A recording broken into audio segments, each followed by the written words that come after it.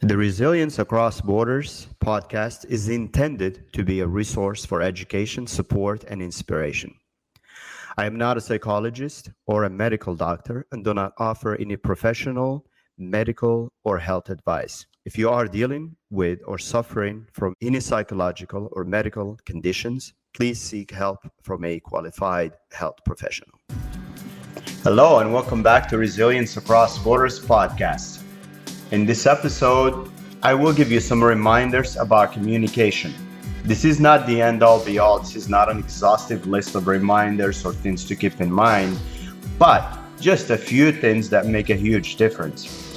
What we all remember, or you all remember, maybe some of you don't, or some of you are not familiar with the notion that 7% of the communication is verbal, 38% is between the voice and the tone of the voice, and 55% is visual.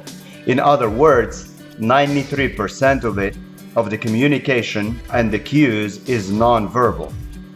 In other words, the voice and the sound gets there before the words, and also the visual, the demeanor, the attitude. And you probably heard the saying as well, what you do speaks so loudly, I cannot hear what you're saying. Like if we're trying to teach someone something, or if we are trying to instill some habits in our kids, or trying to communicate to them, if what they are seeing us do is not in line what we're trying to teach them or what we're trying to tell them, chances are they're more likely going to pick up on what we are doing rather than what we are saying. So it's a good reminder to always keep that in mind. And when we're communicating, also, whether it's with people, with team, or with anybody else, respect is always a good idea. It's never a good idea to talk down to people, or to talk harshly, or to just give the people the rough side of your tongues, so to say. Of course, there are those exceptions when it's very warranted. However, we're talking about like everyday communication, and we were trying to actually inspire, we're trying to influence, we were trying to change a habit, or trying to kind of get a better outcome and to come across or to get across our ideas, or just to share the ideas. So one of my big things, even to the point that it's like in my organizations, it's one of the core values, is the ability to have those difficult conversations, because a lot of times those difficult conversations need to be had. They are necessary. However, there is an art to it, and it's important to be tactful. There is a way. In other words, beware of your emotional wake. So you do want to help someone, or you give them that stern talk or that conversation, difficult conversation that need to be had without destroying them emotionally or destroying their confidence. Because if the idea is to help, it's not to attack. So this takes practice, of course, and there are different techniques, just from even starting with your intent. What is the intent, or what is the intention? I remind myself of these things when I'm doing reviews with employees or team members. I have like my little checklist and my little cheat sheet, including like just to also stop and think, what is the intent? What do I intend to do with this conversation? For instance, if I'm doing a review with someone, or if I'm trying to say something, share something with my kids, okay, the intent is actually to help them out, is I'm looking out for them, is I want more for them, and I want more out of them for their sake. So I remind myself of that intent and that intention, but I also state it for them. It's also the same way that sometimes I may sit in front of someone and I need to tell them something they really need to hear. So I may say even something to them as like, okay, just picture me as someone sitting here in front of you with a coach hat. You know, the hat I'm wearing is the coach. I'm not the judge here. I'm here to coach you. I'm here to share my experience with you as someone who has many more gray hairs, and someone who cares for you, and someone who wants better for you, and someone who's really here to help you. And then it also helps to start by asking some questions, and open-ended questions, starting with how. For instance, how can I help you correct this, or how can I help you get to this point? And then follow-up questions like, tell me more. And this is, of course, a little bit, we're getting more into the listening skills, but you can't separate that from the communication skills, because obviously that's why we have 2 ears and 1 mouth. So of course, but we're talking about when we actually have to give feedback and we are trying to communicate an idea, but we can never forego the listening portion. We cannot bypass that. we cannot ignore it. And also, if we are asking for something, we need to clearly define the request or the desired result, whether we're delegating, whether we're communicating to a partner, a business, or other. It's important to just be clear and clarify the expectation, because people cannot really read our minds. They can't read your mind, but you have to tell them how. You have to tell them what's in it. You can't just assume that they will be able to read it.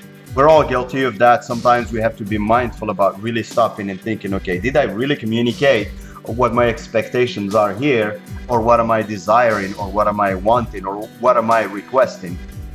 One of my favorite things to refer to, or concepts, to really refocus and sharpen my skills in this regard, is the concept of NVC, or nonviolent communication. Look it up if you're not familiar with it.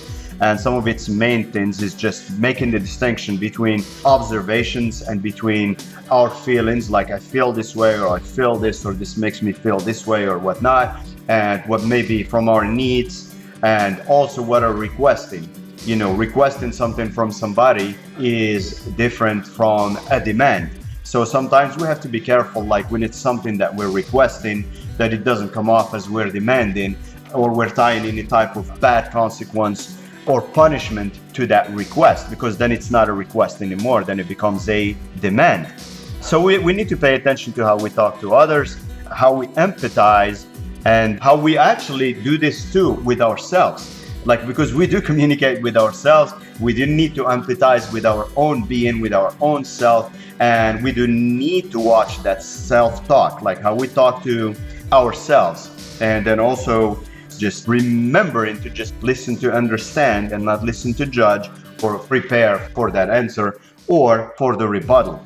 Especially difficult conversations, it's important to try and connect and empathize before you can try to inspire or to guide or to correct a behavior.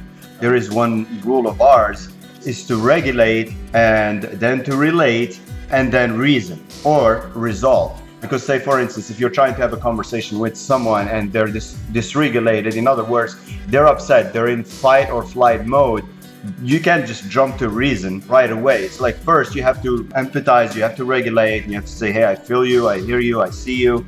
And then you got to get the person into the normal breathing pattern, get them out of the fight or flight before you can actually reason and actually shift back to take them from alarm to calm, in other words. And then we need to do that with ourselves as well. There is all these different ways that we can use to regulate. And I'll probably do a different episode about that. It is very important, because when we're coming from this place of panic or alarm, there is no way we can communicate properly.